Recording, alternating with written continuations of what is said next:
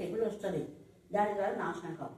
ఆ రోజు మీకు ముందు ఇక్కడికి వచ్చి నేను చెప్పిందండి, అడ్డం నిలువ ఆ రోజు చెప్పిన వాక్యం ఈరోజు నేను మేడం అప్పుడు టిక్ పెట్టించింది. నేను ఆ రోజు పెన్సిల్తో ఉంది కదా, ఇక్కడ పెన్సిల్తో పెట్టించిన. మేడం మీకు ఒక సోదరు రాకపోతుంది, మీకు నాకు జాగ్రత్త ముందే వస్తుంది, కానీ దాని నుంచి నువ్వేం కాదని ముందే దేవుడు చెప్తున్నాడు కదా. ఇదే కాన్ఫిడెన్స్ మేడము మల్లిక దేవుడిగా ఖచ్చితంగా చేస్తాను. కాబట్టి ఒక్క మాట చదువుకోండి, మీకు ఎంత బ్లెస్సింగ్ పీస్ ఉంటుంది. అలాగే కంట మహోన్నతుని చాటు నివసించేవాడే, సర్వశక్తుని నీడను విశ్రమించేవాడు, ఆయనే నాకు ఆశ్రయం, నా కోట, నేను నమ్ముకున్న నా దేవుడని నేను యెహోవాని గురించి చెప్తున్నాను. వేటకాని ఊరిలో ఉండి ఆయన నిన్ను వేటకాడంటే వాడు ఎప్పుడు వల వేస్తాడో ఎప్పుడు చేస్తాడో తెలియదు. వితౌట్ యువర్ నాలెడ్జ్ నీకు ఇది వచ్చింది. అనే ఒక వాక్యాన్ని తీసుకుంటున్నా విన్న ప్రతి బిడ్డనైనా సభతల్ని మనసులో భద్రపరచుకుని వాక్యానుసారమైనటువంటి జీవితాలను ఏర్పాటు చేసుకుని వారి కుటుంబాలను కట్టుకునేటప్పుడు పరిశుభ్రండి. ఏసయానికి స్తోత్రములు పాడిన వారిని, వాక్యం చదివిన వారిని, ప్రార్థించిన వారిని నేను ప్రభాతండి. నేను పూర్ణ ఆత్మతో పూర్ణ విశ్వాసంతో ప్రార్థించిన ప్రతి ఒక్క నోటిని నేను ఉమ్మిన ప్రతి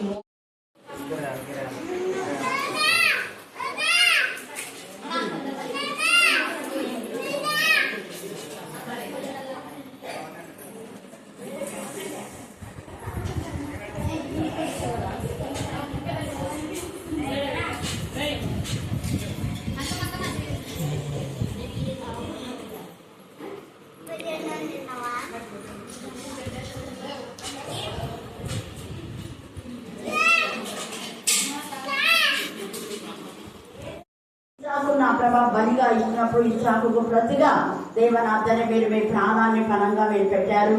అలాగనే నా తండ్రి దేవ అక్కడ గొర్రెలు మాత్రమే కానీ మీరు మనుష్య ఆకారంలో మాలాగనే నా తండ్రి రక్త మాంసములు కలవారే దేవ నా తండ్రి మీరు మా ప్రభా బలి పశువుగా నా తండ్రి వధింపబడినారు తండ్రి. మీ యొక్క ప్రాణములు మా తండ్రి మీ శరీరమును దేవ నా తండ్రి అర్పణంగా అర్పించిన విధానం బట్టి మీకు వందనాలు స్తోత్రం చెల్లించుకుంటున్నాం. ఈ రాత్రి కాల సమయమందు మా ప్రభా మీ జనన మరణ పునరుద్ధానములలో దేవా మేము నూతన బలాన్ని నూతన శక్తిని పొందుకోవడానికి మీ కృపా సాందాయకమని ప్రార్థిస్తున్నాం. మీరు ఆశ్చర్యకరుడని, ఆలోచనకర్తని, బలవంతులకు దేవుడవని దేవా మీరు ప్రతి ప్రార్థనకు జవాబిచ్చే దేవుడవని నా ప్రభా శాశ్వతుడైన దేవుడవని శాశ్వతమైన ప్రేమతో మీరు మమ్మల్ని ప్రేమిస్తున్నారని, మీ ప్రేమలో కలుషితం లేదు అని గుర్తించిన ప్రభా కానీ పశ్చాత్తాపన్న వాళ్ళకు ఎంతైనా నా ప్రభా నా తండ్రి మీరు ఆస్వాదించే దేవుడు. అలా కాక నా తండ్రి తిరుగుబాటు చేసిన వాళ్ళ తిరుగుబాటు మా తండ్రి దేవా నాశన పుత్రుడు నశించడానికి మీరు సెలవించారు. ఈ యొక్క నా ప్రభా రాత్రి కాల సమయమందు మేము నాశనం అనే గోతిలో నుంచి తప్పించబడలాగునా దేవా మీ సిలువే మాకు ఆధారం ప్రభా. మీకే స్తోత్రం దేవా. మీ సిలువ వైపు మేము నిదానించి చూసి నా ప్రభా సిలువలో మీ కాచ రక్తంలో బట్టి నా ప్రభా మీ యొక్క త్యాగాన్ని బట్టి నా ప్రభా మీ బలి యాగాన్ని బట్టి నా తండ్రి మేము ప్రతి పాపం నుంచి శాపం నుంచి విడుదల పొంది దేవా క్షేమ స్థితిలో ఉండడానికి మీ కృపా సాందాయకమై ప్రార్థిస్తున్నాం దేవా. ఇశ్రాయేలు లాంటి తిరుగుబాటు స్వభావము దేవా నిబడి నుంచి విడిపించమని ప్రార్థిస్తున్నాం. వాక్యములకు వ్యతిరేకించే స్వభావం నుంచి విడిపించమని ప్రార్థిస్తున్నాం. స్తోత్రం. వాక్యానికి లోపడడానికి మీ కృప దయచేయండి తండ్రి. పరిశుద్ధమైన నా ప్రభా జీవితంలో పైనుంచి వచ్చే జ్ఞానాన్ని పొందుకోవడానికి మీ కృప సాయం దయచేయండి తండ్రి దేవా. పైనుంచి వచ్చే జ్ఞానం మొట్టమొదట పవిత్రమైంది, అది సులభంగా లోబడదని మేము సెలవించాను తండ్రి. ఈ వాక్యములకు లోబడని జనాంతో మేము మాట్లాడమని ప్రార్థిస్తున్నాం. లోబడని శ్రమాన్ని సెలవించారు దేవా. ఇలాంటి కాలుతుంది ఎక్కడ వాక్య పరిచయం జరుగుతుందో అక్కడ మీ ఆత్మకు రూపొందింపు దయచేయండి. వాక్యం వాక్శక్తం మీరు మారుస్తున్నాం దేవా. వాక్యం బయట వెళ్ళుచున్నప్పుడే ఆత్మీయ మానసిక శారీరక రుగ్మతలను విడిపించమని ప్రార్థిస్తున్నాం. మీ సన్నిధాంతి మాతో కూడా ఉంచండి. మీ నెమ్మది మీ కాపుదల మాకు దయచేయండి. వాక్యం వింటున్నప్పుడు చదువుతున్నప్పుడు చెప్తున్నప్పుడు వాక్యానుసారంగా మా జీవితాలు మలుచుకోవడానికి మీ కృప దయచేయమని ప్రార్థిస్తున్నాం. చెప్పిన ఎన్నిసార్లు విన్నా నిష్ప్రయోజనం చెప్పాలా? ఆ సిలువ అంటే ఏ సిలువ? యేసయ్య సిలువ. సిలువనే యేసయ్య సిలువనే మనకు ఆధారము అని ఎందుకు అంటున్నారంటే యేసు ప్రభుల వారు జ్ఞానము జ్ఞానాధారమై ఉంటారు. యేసు ప్రభుల వారే నిజమైన వాక్కు వాక్శక్తి. అంటే ఈ మాట ఒకటి మనం మాట్లాడుతున్నామంటే యేసయ్య యొక్క వాక్కు, యేసయ్య జీవమై ఉన్నాడు. జీవం ఉండే ప్రతి ఒక్కరు మాట్లాడతారు. అలాగా యెహోవా వాక్కు బాలుడైన యిర్మీయాకు ఎద్దకు వచ్చింది. ఇక్కడ మనం నిన్న నేర్చుకున్నాం ఏంటంటే అరణ్యంలో ఉన్న యోహాను యొద్దకు ఎవరు వచ్చారు? యెహోవా వాక్కు. యెహోవా వాక్కు ఎక్కడికి వచ్చింది? దేవుని వాక్యం ఎవరి యొద్దకు వచ్చింది? దేవుని వాక్యం ఎవరి దగ్గర ఉంది అంటే అరణ్యంలో ఉన్నటువంటి యోహాను దగ్గరకు వచ్చింది. యోహానులో దేవుని వాక్కుతో నింపాడు. అలాగే యిర్మీయాను దేవుని వాక్కుతో నింపాడు. దేవుడు బాలుడుగా ఉన్నప్పుడే, బాలుడుగా తన ఇంటిలో తన పని చేసుకుంటున్నప్పుడు దేవుడి వాక్కుతో నింపాడు. ఆ వాక్యం పైన కాన్సన్ట్రేషన్ చేస్తున్నాడు యిర్మీయా. దేవుడు ఏ వాక్యం అయితే తనకిచ్చాడో ఆ వాక్యం పైన ఆధారపడుతున్నాడు. శ్రమ అయినా, బాధ అయినా, హింస అయినా, కరమైనా, వస్త్రహీనత అయినా అనేక మంది యిర్మీయాను బాధ పెట్టారు, కొట్టారు, చెరసాలలో వేశారు, అన్నం లేకుండా చేశారు. ఎన్ని బాధలు ఇచ్చినా కూడా వాక్యం పైన ఆధారపడుతున్నాడు. ఇది దేవుడి యొక్క వాక్కుని భయపడి లోబడుతున్నాడు. అందుకనే యెషయా అంటాడు 30 లోబడని వాళ్ళ పిల్లలకి ఏంటి? శ్రమ. వాక్యంలో లోబడకపోతే, వాక్యంలో వ్యతిరేకిస్తే శ్రమ. వాక్యం చదివేటప్పుడు అందరు చదివి ధ్యానాంశం ఏంటంటే ఎవరు చెప్పలేదు మంది ఉన్నారు. కానీ చక్రి చిన్న పిల్లోడు అంటే చదివేటప్పుడు అబ్జర్వేషన్ ఉండాలి, గ్రహించేది ఉండాలి.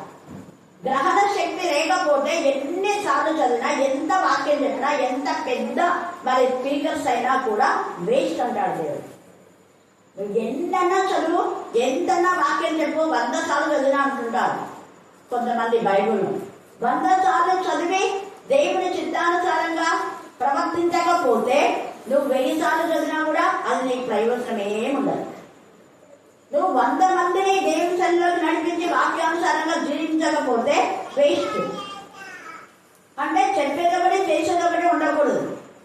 మనం ఏం చేస్తున్నామో అది చేయాలి, ఏం చేస్తున్నామో అది చెప్పాలి. నేను అదే కదా, చిన్నప్పటి నుంచి నేను ఎక్కువ వాక్యాలు నేర్చుకున్నాను కాబట్టి మీకు నేర్చుకోండి అని చెప్పాను. ఆ వాక్యాల ద్వారానే దేవుడు మనల్ని షైన్ చేస్తాడు. ఆ వాక్యాలకు మనం విధేయత చూపాలి. తల్లిదండ్రులు నేర్చుకోమని చెప్పినప్పుడు నేర్చుకోవాలి. ఆ బాబు వాక్యం కూడా అదే చెప్పాడు, తల్లిదండ్రుల ఉపదేశంలో మీరు ఆలకించాలి, తోసివేయవద్దు, అప్పుడే దీర్ఘాయుష్మంతులు అవుతారు. హల్లెలూయా, హల్లెలూయా. ఇక్కడ కూడా యిర్మీయా అలాగనే చెప్తూ వచ్చాడు. వీళ్ళు బాగా ఎప్పుడైతే వీళ్ళకు శోధన వస్తుందో, ఆ శోధన వచ్చినప్పుడు అంతా కూడా యిర్మీయా దగ్గరికి వస్తాడు. యిర్మీయా మా కోసం ప్రార్థన చేయగా, ఇప్పుడు మేము మీ మాట వింటాంలే అంటే అప్పుడు 42లో యిర్మీయా అన్నాడు, మీకు నాకు యెహోవాయే సాక్షి చూడు అన్నాడు. అది 6వ వచనం చదవండి. మాకు మేలు కలుగునట్లు మేము మన దేవుడైన యెహోవా మాట వినవాలమై, అది మేలే కానీ, చూడండి బాగా చెప్తున్నారు, మేలైనా విందాము, కీడైనా విందామంటారు. మనం ఇది దేవుని ఆత్మతో సత్యంతో ఆరాధించకపోతే, సరిగా ఆయనను మరి ఆయన మహిమపరచకపోతే, గణపరచకపోతే, దేవుడు చెప్పిన మాట వినకపోతే మీకు ఈ శోధన వస్తుంది అంటే మాకు శాపం పెడతావా అన్నారు. ఇప్పుడు అంటాడు అది శాపమైనా మేము భరిస్తాం. కీడు అంటే శాపమే కదా, మేలైనా కీడైనా వాళ్ళే చెప్తున్నారు. ఒకప్పుడేమో యిర్మీయా చెప్పిన మాటల్లో అపార్థం చేసుకున్నాం. మా గురించి ఎప్పుడు మేలు అవుతావా, ఎప్పుడు ఇన్సూరెన్స్ అది వస్తుంది, ఇది వస్తుంది, మీరంతా మీకు దేవుడు ఉగ్రత గురవుతారని ఎప్పుడు వేయద్దావా నువ్వు యిర్మీయా అంటే ఉన్నమని చెప్తున్నా. నేను దేవుడి మాటను ధిక్కరిస్తున్నా, వాక్యంలో పెరచమని పెడుతున్నా.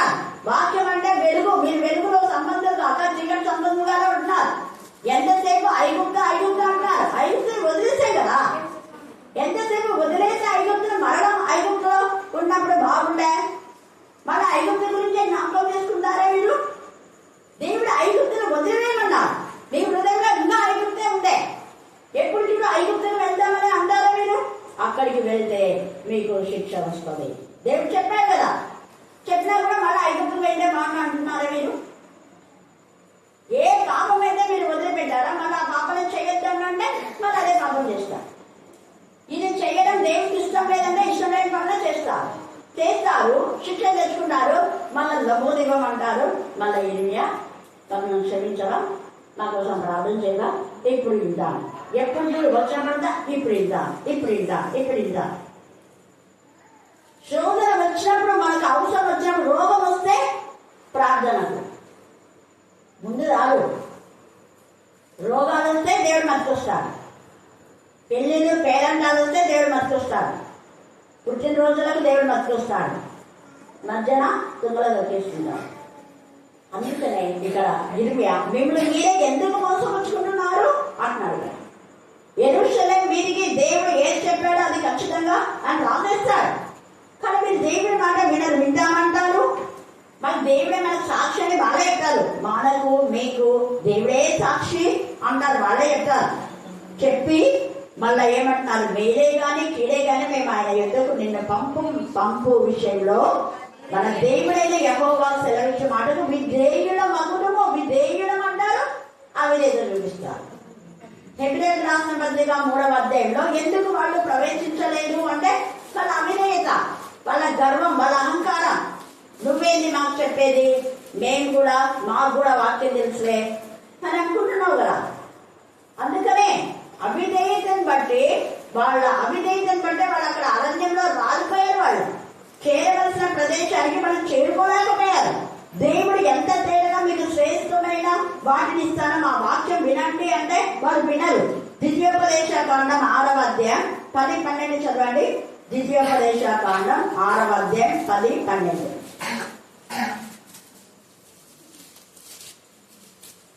నీ దేవుడైన యెహోవా మీ పితరులైన అబ్రహాము ఇస్సాకు యాకోబులతో చేసిన ప్రమాణమును బట్టి నిన్ను ఆ దేశంలో ప్రవేశపెట్టి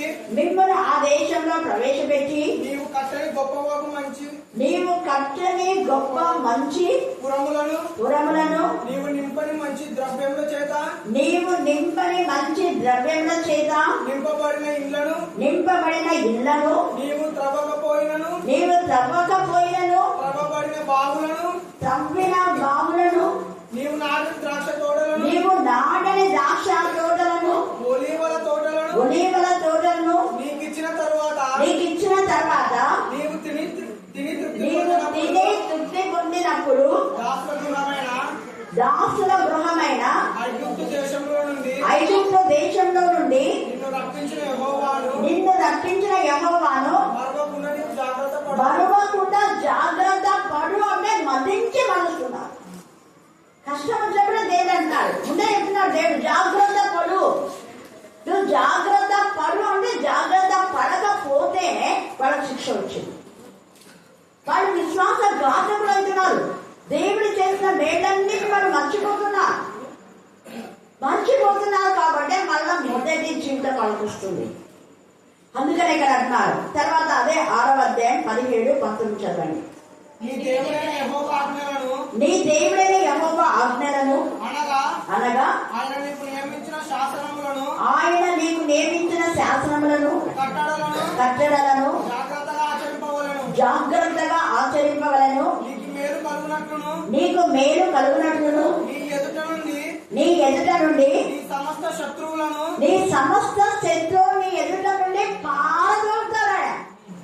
సమస్త శత్రువులు, రోగం అనేది ఒక శత్రువు, అప్పు అనేది ఒక శత్రువు. శత్రువుడు అంటే ఏదో మనకు మాటలు అనేవాళ్ళు కాదు.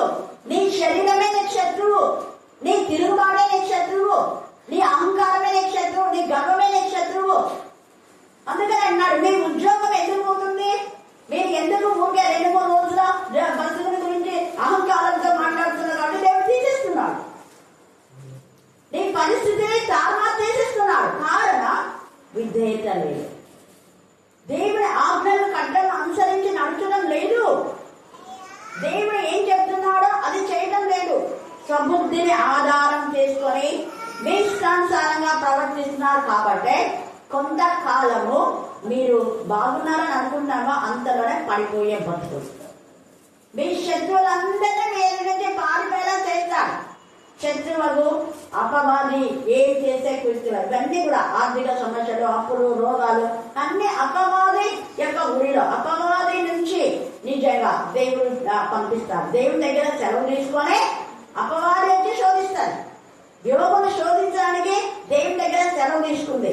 యేసు ప్రభువును శోధించడానికి దేవుడి దగ్గర సెలవు తీసుకుంది. అందుకే లూకా 4లో ప్రతి శోధనను ఆయన జయించి ముగించిన తర్వాతనే ఆత్మ బలంతో ఆయన బలపడతారు. నువ్వు ఆత్మ బలంతో బలపడాలి అంటే, నువ్వు స్థిరపడాలి అంటే, నువ్వు ఆశీర్వదించబడాలంటే, నీకు నువ్వు ఆశీర్వదించబడాలంటే శోధనను జయించి శోధనలో పడిపోవడం కాదు, లేదా రోగాలు వస్తే దేవుని దగ్గరికి రావడం కాదు. మదించి నువ్వు దేవుని మర్చిపోతున్నావేమో. ద్వితీయోపదేశకాండం బాగా చదువుకోండి, చాలా విషయాలు ఉన్నాయి అక్కడ.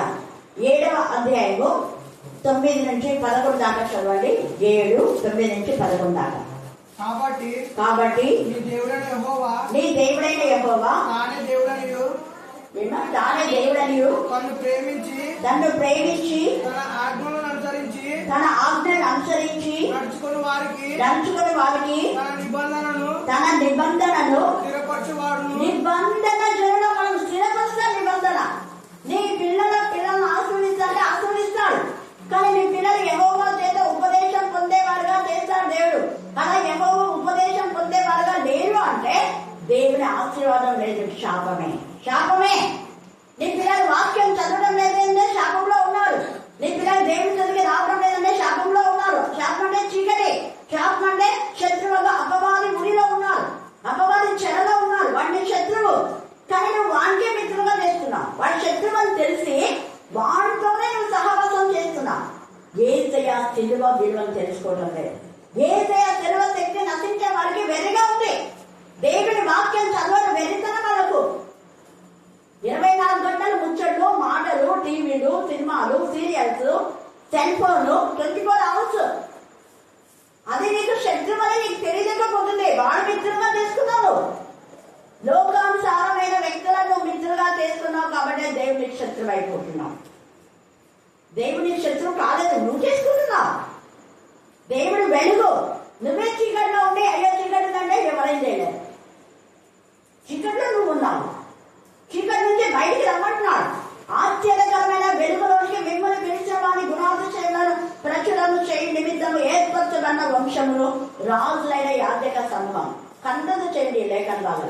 అప్పుడు మీరు రాజుగా ఉంటారు, యాజకుగా ఉంటారు. మీరు చేసే ప్రార్థన దేవుడు వింటాడు. ప్రతి ప్రార్థనకు దేవుడు జవాబిస్తాడు.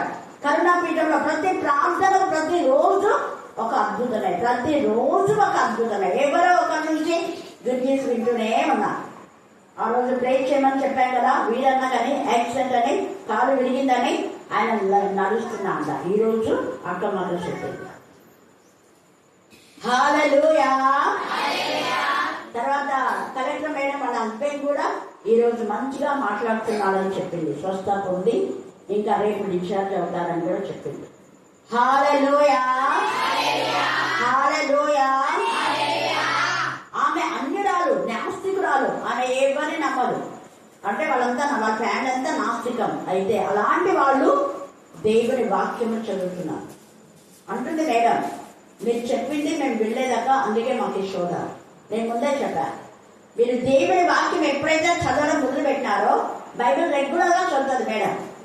వాక్యం చదివే మీరు మళ్ళీ వాళ్ళు మీద చెప్తున్నారని ధ్యానాలకని ఆ ధ్యానం మనదే, మన గురించి చెప్తారక్క. అక్కడ యేసుప్రభుని ఆహ్వానిస్తాం, యేసుప్రభు మాకు ధ్యానంలో వచ్చేస్తారు మా హృదయంలోకి. జీసస్ ను, జర్మయాను మేము ఆహ్వానించుకుంటున్నాం, వాళ్ళంతా వస్తారు అని ఏమేమో చెప్పింది మేడం. అంటే ఉండొచ్చు మేడం, కానీ అది అలా చెప్పి మళ్ళీ వేరే వేరే దేవుళ్ళను కూడా వాళ్ళకి ఎడికేట్ చేస్తున్నారు కాబట్టి పోవద్దండి. ధ్యానం అని పేరు పెట్టినారు వాళ్ళు, కానీ ఆ ధ్యానంలో నువ్వు ఇంట్లో ఉండి వాక్యం చదివి ధ్యానం చేయి. ఇది నిజమైన ధ్యానం. ఆ ధ్యానం వల్ల వాళ్ళతో ఆ ధ్యానం వచ్చే వాళ్ళలో ఎవరో ఒకరు అది ఇది ఇప్పుడంతా వధిస్తారు కదా, ఏమేమో దేవాలయం చేస్తారు కదా, అలాగా చేసిన వాడికి వెళ్ళాడు. అలా వెళ్ళి తిన్నాడు, వెంటనే వచ్చేసింది ప్రాబ్లం. నాకు తెలియదు, నేను చెప్తున్నా. వెళ్ళకూడని స్థలానికి మీరు వెళ్ళారు అంటే అప్పుడు చెప్తుంది. ఎందుకక్క ఇలా సంభవించింది అనేది. మేడం మీరు వెళ్ళకూడదు సార్, నేను వెళ్ళలేదు, మీ అన్న వెళ్ళిండు అని చెప్తాను. అందుకని అన్నకి ఇస్తాను. వీళ్ళు వెళ్ళినందుకు మీరు సేఫ్ జోన్లో ఉన్నారు, అన్న వెళ్ళారు, అందుకని అన్నకి పరిస్థితి. చావు నుంచి మరణంలోకి వచ్చారు. డాక్టర్ చేతులు ఎత్తేసారు. 2 రోజుల నుంచి చాలా బాధపడుతున్నారు. తర్వాత మళ్ళీ మేము అందరం కలిసి ట్రైన్ చేసిన తర్వాత ఏం పర్వాలేదు, డాక్టర్స్ ప్రొసీడ్ అవుతారు అన్నారు. క్రిటికల్ కండిషన్ మేము ఈ కేసును డీల్ చేయమన్నారు వాళ్ళు. అద్భుత రీతిగా దేవుడు క్షేమంగా అన్నం పంపించారు. హల్లెలూయా, హల్లెలూయా. మళ్ళీ వేరే వాళ్ళ అన్న కొడుకే డాక్టర్, వేరే వాళ్ళ అన్న కొడుకే ప్రాంతం వచ్చి ఇక్కడ జనరల్ హాస్పిటల్లో వేరే డాక్టర్స్తో పర్మిషన్ అడిగి ఆపరేషన్ చేశారు. దేవునికి స్తోత్రం. ఆయన సర్వశక్తిమంతుడు, ఆయన సర్వోన్నతుడు, సర్వాంతర్యామి. దేవుని మాటకి ఎప్పుడు ధిక్కరించొద్దండి. మళ్ళీ చెప్తున్నాను, ఇక్కడ ఎంత చక్కగా నిబంధన చెరువులో మనం నిబంధన మీరు మీరొద్దండి. మీరు నిబంధనలో ఉంటే అనేక ఆశీర్వాదాలు వస్తాయి. అదే 7వ అధ్యాయం ద్వితీయోపదేశ కాండం 13వ వచనం. ఆయన నేను ప్రేమించి, ఆయన చూడండి, నువ్వు ఆయన నిబంధనలో ఉంటే, ఆయన ఆజ్ఞ నువ్వు కనుకుంటే పూర్ణ హృదయంతో, పూర్ణ ఆత్మతో, పూర్ణ మనసుతో, పూర్ణ శక్తితో, పూర్ణ వివేకంతో, శక్తి లోపం లేకుండా వాక్యం చదవాలి, వాక్యం కంఠం చేయాలి, వాక్యం ధ్యానించాలి, వాక్యానుసారంగా జీవించి ప్రకటించాలి. అప్పుడు అది దేవుని ఉద్దేశం. ప్రకటించండి అన్నాడు. ప్రకటించకపోతే ఆశీర్వాదం ఉండదు. ప్రకటిస్తే ఇప్పుడు ఆయన నిన్ను ప్రేమించి, ఆశీర్వదించి, అభివృద్ధి చేసి నీకు ఇచ్చేదని నీ పితరులతో ప్రమాణం చేసిన దేశంలో నీ గర్భఫలము, నీ భూఫలం, నీ గర్భఫలం ఎందుకు ఆశీర్వదించబడలేదు అంటే శాపంలో ఉన్నాను. నీ గర్భఫలము, నీ భూఫలము, నీ పిండి పిసికే దొడ్డిని, నీ పశువుల మందలు, ఎవ్రీథింగ్ దేవుడు బ్లెస్ చేస్తాడు. దేవుడు ఆశీర్వదిస్తేనే ఆశీర్వాదం. నీ ఇంటిని ఆశీర్వదిస్తాడు. నువ్వు పునాది వేసి ఎప్పుడో కొట్టావు, వెంటనే 6 నెలలు కూడా కాలేదు, వెంటనే రోజు మనకు కట్టేసింది. హల్లెలూయా, హల్లెలూయా. కొందరు సంవత్సరాలన్నా ఇల్లు పూర్తి కాదు. కారణం ఏంటి అంటే దేవుని యొక్క ఉగ్రత, శాపం. వాడు మొదలు పెట్టాను కానీ వాడు పూర్తి చేయలేదు, ఎప్పుడో చేస్తాడు. అందుకే ఇక్కడ తేజగా మాట్లాడుతున్నా అంటే ఇక్కడ వీళ్ళతో కూడా మీరు నాటున్నటువంటి మీ సమృద్ధిలోకి నేను నడిపించినప్పుడు మీరు విధేయతగా ఉండాలి. ఎందుకు అంటే తన ప్రియ కుమార్ని బలిదానంగా అర్పించారు. ఆది కాండంలోనే యేసు ప్రభువు గారు వదగొర్రె అంటారు. చాలా మంది అడుగుతారు అన్యులు, యేసు ప్రభువు గారు వధింపబడింది మళ్ళా వదగొర్రె అంటారంటే ఆయన అప్పుడు గొర్రెగా ఉన్నాడు. వదగొర్రెగా అక్కడ ఫస్ట్ బలి యాగం అక్కడ జరిగింది ఆది కాండం 3వ అధ్యాయంలో. ఆ తర్వాత ఇక్కడ అబ్రహాం కూడా దేవుడికి ఎన్నో నైవేద్యాలు బలులు అర్పించాడు. తర్వాత ఇస్సాకుకు ప్రతిగా వదగొర్రెగా మారాడు.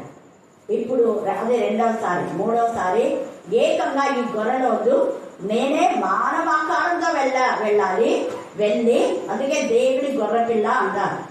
దేవుడి గొర్రెపిల్ల అప్పుడే మన పాప మరణ శాపం నుంచి మనకు విడుదల. అది నిదానించి నువ్వు తెలుసుకోవాలి. మోషే 2 సర్పములు చేసినప్పుడు పాము కలిసిన వాళ్ళందరూ చచ్చిపోతున్నారు.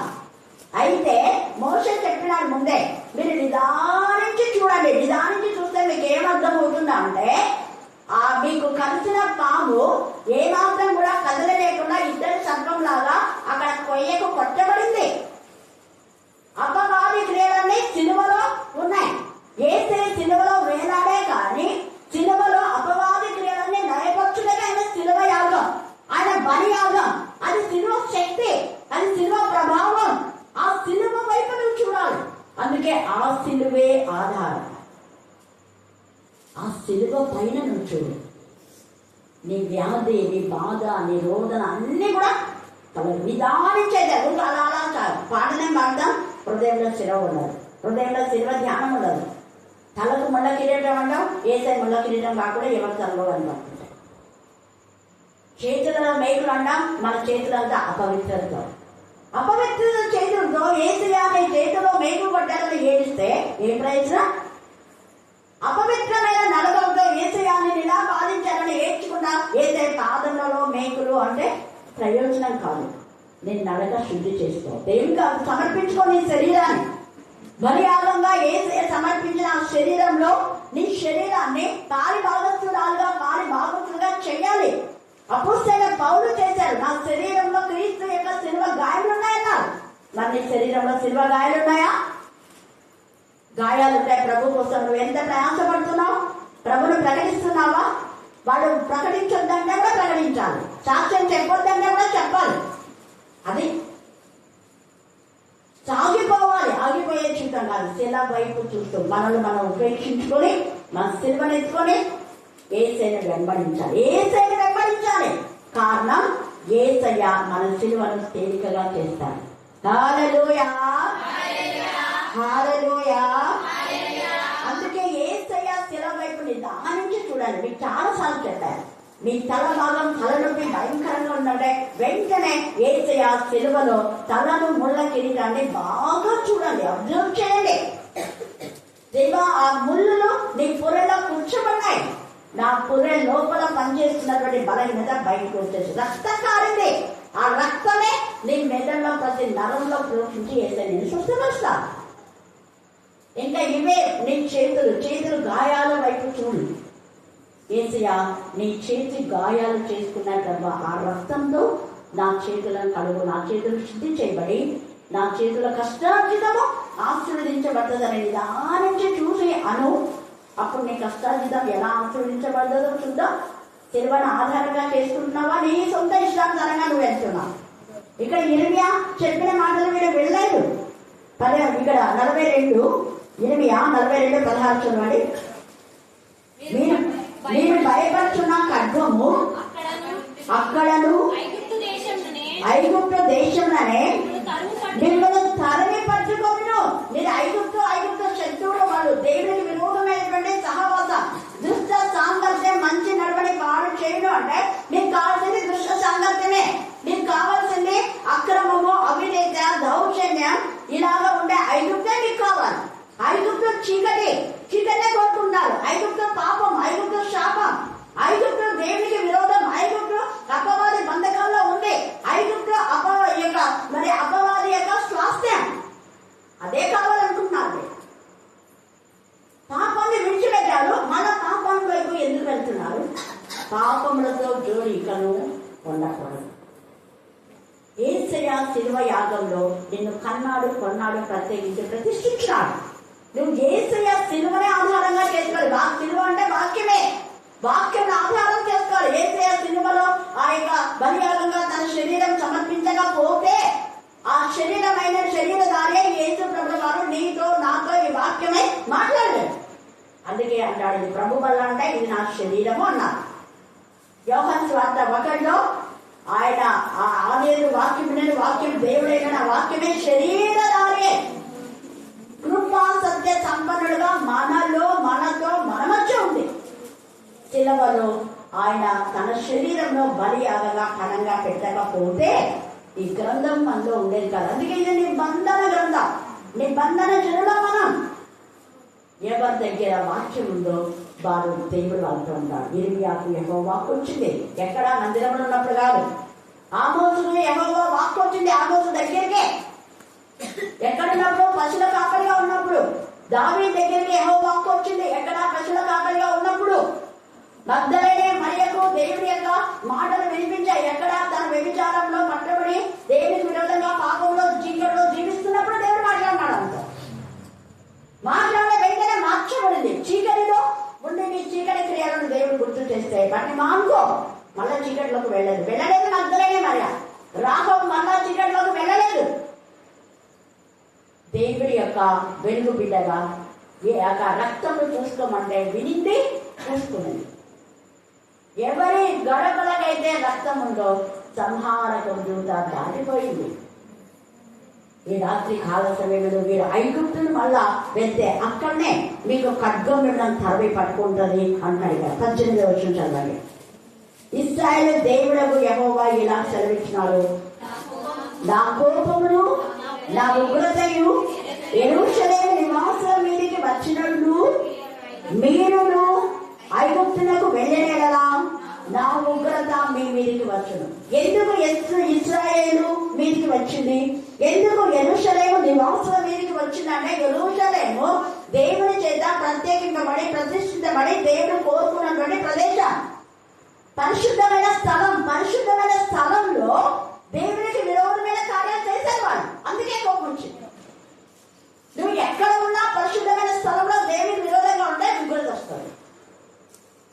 అందుకే ఆయనను ఆరాధించేవారు ఆత్మతో సత్యంతో ఆరాధిస్తారు. అక్కడ దేవుడు ఉండాలి, అక్కడ నీకు ప్రశాంతత. వీరు యెరూషలేములో ఉన్నారు. మరి యెరూషలేముకి ఎందుకు వచ్చింది కదా? దేవునికి విరోధమైన పాపం చేశారు కాబట్టి. నువ్వు మందిరంలో ఉన్నావు. మందిరంలో ఉండి నీ క్రియలు ఎలా ఉన్నాయి? దేవునికి ఇష్టంగా ఉన్నాయా? లేకపోతే ఉగ్రతనే వచ్చేది. మందిరంలో ఉన్నాడు కదా దేవుడు కాపాడుతానే పర్లోకి పోతానే అనుకుంటున్నావేమో. ఎక్కడున్నా నీ జీవితం దేవుని హత్తుకొని మరి ఎప్పుడైతే ముందుకు వెళ్తారో నిదానించి చూసి ఆయన బలియాగను జ్ఞాపకం చేసుకుని పశ్చాత్తాపడి పాప క్షమాపణ పొంది నిజమైన మార్పు మనలో వచ్చినప్పుడే మనం పరలోక వారసులం అవుతాం. అందుకనే ఇక్కడ ఇశ్రాయేలు యెరూషలేము మీదకి, అన్ని దేశాల మీదకి కాకుండా యెరూషలేము మీదకే ఉగ్రత వచ్చిందంట. మీరు ఐగుప్తులకు వెళ్ళిన ఎడల నా ఉగ్రత మీ మీదకి వచ్చును. మీరు యెరూషలేములో ఉండండి అంటే చేసిన వాళ్ళకి నేను కాపాడుతానే లేక నేను ఐగుప్తులకు పో. అప్పుడు ఐగుప్తీయులు ఇక్కడికి వచ్చారు యెరూషలేముకు, వాళ్ళ మాటలు విన్నారు, వాళ్ళ యొక్క మరి సహవాసం చేశారు, ఉగ్రత తెచ్చుకున్నారు. ఇప్పుడు మీరు ప్రత్యేకంగా ఉండండి, ప్రతిష్ఠిత జనంగా మీరు ఉండండి, లోకస్తులతో మీరు చేరిపోవద్దు అంటే మళ్ళీ వాళ్ళ మాటలు వింటారు. మళ్ళీ నేనేం చేయాలా? దేవుడు ఎంత బాగా అంటున్నాడు చూడండి. మళ్ళీ చెప్తున్నాడు, నా ఉగ్రత మీ మీదకి వచ్చును, మీరు శాపాస్పదంగాను, భీతి పుట్టించే వారుగాను, దూషణాస్పదంగాను, తిరస్కరింపబడిన వారుగాను ఉండురు. ఈ స్థలమును మరి ఎప్పుడును చూడరు. యూదా శేషులారా, ఐగుప్తులకు వెళ్ళకూడదని యెహోవా మీకు ఆజ్ఞ ఇచ్చినట్లు నేడు నేను మీకు సాక్ష్యం ఇచ్చుతునని మీరే నిశ్చయంగా తెలుసుకుంటున్నారు. మన దేవుడైన యెహోవాకు మా నిమిత్తము ప్రార్థన చేసి మన దేవుడైన యెహోవా చెప్పినదంతయు మాకు తెలియచెప్పినలా మేము అలాగూ చెవిదమని చెప్పుచు మిమ్మల్ని మీరే వస్తుంటున్నారే. అక్కడ ప్రార్థన చేయి. బాగైతే మేము ప్రతి శుక్రవారం వస్తాం, బాగైతే మేము ప్రతి సోమవారం వస్తాం, ఇక్కడికే ప్రార్థనకు వస్తాం. ఎప్పుడు బాగైనాక, బాగైన మళ్ళీ కొన్ని రోజులకు అక్కడెక్కడ మీరే మోసపోతున్నారు. మిమ్మల్ని మీరే శాపానికి గురి చేస్తున్నారు. దేవుడు చేసిన మేళ్లను మర్చిపోతే, నోటి ద్వారా వచ్చిన మాటను తీసేస్తే దేవుడు కూడా నీకు ఇచ్చిన ఆశీర్వాదాన్ని శాపంగానే మార్చుతాడు. ఈ యొక్క రాత్రి కాల సమయంలో దేవుని ఉగ్రత గురి కాకుండా యేసయ్య శిలువ విలువను తెలుసుకొని ఆత్మతో స్వచ్ఛంగా ఆయన ఆరాధిస్తాం. దేవుడు ఈ లేఖన భాగాన్ని దీవించి ఆశీర్వదించుగాక. ఆమేన్, ఆమేన్, ఆమేన్. ఈ సమయంలో ప్రార్థన. స్తుతించి నేను గణపరిచి నేను మహిమపరిచిన విధానం బట్టి నీకు వందనములు, స్తుతులు, స్తోత్రాలు చెల్లించుకుంటున్నాం నాయన. అమ్మారు చెప్పిన వాక్యాలు నాయన నీరు కట్టి కలిపజేసిన విధానం బట్టి నీకు వందనములు, స్తుతులు, స్తోత్రాలు చెల్లించుకుంటున్నాం నాయన. మేము వినడమే కాకుండా నా తండ్రి ఇతరులకు చెప్పే భాగ్యం ప్రతి బిడ్డకు దయచేయమని ప్రార్థిస్తున్నామయ్యా. నీకు వందనములు, స్తుతులు, స్తోత్రాలు నాయన. నీకు అంటూ సాధ్యం ఏది లేదు నాయన. సమస్తం సాధ్యం జరిగించేవాడు నాయన. అల్ఫా ఓమేగయు మీకే స్తోత్రం, మీకే స్తోత్రం, మీకే స్తోత్రం, మీకే స్తోత్రం, మీకే స్తోత్రం, మీకే స్తోత్రం, మీకే స్తోత్రం నాయన. ఎక్కడెదురు కూడి నీ నామం స్మరిస్తారో అక్కడ ఉంటానని సెలవిచ్చిన దేవ, మా మధ్యలో సంచరించిన విధానం బట్టి నీకు వందనములు, స్తుతులు, స్తోత్రాలు చెల్లించుకొచ్చున్నాం నాయన. ఐగుప్తు దేశంలో వెళ్ళినప్పుడు మరి నాయన మోసపుచ్చిన విధానం బట్టి నీకు వందనములు, స్తుతులు, స్తోత్రాలు నా తండ్రి. మా జీవితాలు నా తండ్రి నీ వాక్యానుసారంగా నీ సిలువ వైపు చూస్తూ మేము బ్రతుకులాగిన సహాయం చేయండి నాయన. నీకే స్తోత్రం, మీకే స్తోత్రం, మీకే స్తోత్రం, మీకే స్తోత్రం ఆయన. మా చూపులు, మా తలంపులు, మా నడవడకలు, మా ప్రవర్తన ప్రతి అడుగు నా తండ్రి నేను నీ వైపు చూస్తూ మిమ్మల్ని ఉండగా సహాయం చేయమని ప్రార్థిస్తున్నామయ్యా. నీకే స్తోత్రం, మీకే స్తోత్రం, మీకే స్తోత్రం, మీకే స్తోత్రం, మీకే స్తోత్రం చెల్లించుకుంటున్నాం దేవా. ఇక్కడ చేరుకున్న ప్రతి ఒక్క బిడ్డలైనా దీవించి ఆశ్రయించి బలపరచమని ప్రార్థిస్తున్నాం నాయన. ఆత్మ లేని వాడు కాదన్నావు నాయన. ప్రతి ఒక్క బిడ్డకు నా తండ్రి ఆత్మను నా తండ్రి దయచేసిన విధానం బట్టి నీకు వందనములు, స్తుతులు, స్తోత్రం నాయన. దర్శనాలు చూపించిన తండ్రి నీకు స్తోత్రం, మీకే స్తోత్రం నాయన. మా చేయి ఎప్పుడు నాయన పట్టుకొని ఉన్నారు ప్రభా, కానీ మేము విడిచిపెట్టి వారంగా ఉన్నాం ప్రభా. నీకు స్తోత్రం నైనా. మా చేయి ఎప్పుడు నేను చేయి పట్టుకొని నా తండ్రి మమ్మల్ని నడిపిస్తున్న తండ్రి నీకు వందనములు, స్తుతులు, స్తోత్రాలు చెల్లించుకుంటున్నా ప్రభా. కన్నా మినిస్టర్ నైనా జరగబోయే కార్యక్రమం అంతా నైనా నీ స్వాధీనంలో ఉంచుకొని నా తండ్రి జీవితాంతం నా తండ్రి ఎల్లప్పుడూ నా తండ్రి మర్చిపోక విడిచిపోక మరొక ఎల్లప్పుడూ నేనైనా నేను స్తుతించి గణపరిచి కీర్తించి ప్రభావాలు పొందుకోమని ప్రార్థిస్తూ యేసు శక్తి గల నామమున ప్రార్థించి స్తుతించి అడిగి వేడుకొని పొందినాం మా తండ్రి. ఆమేన్.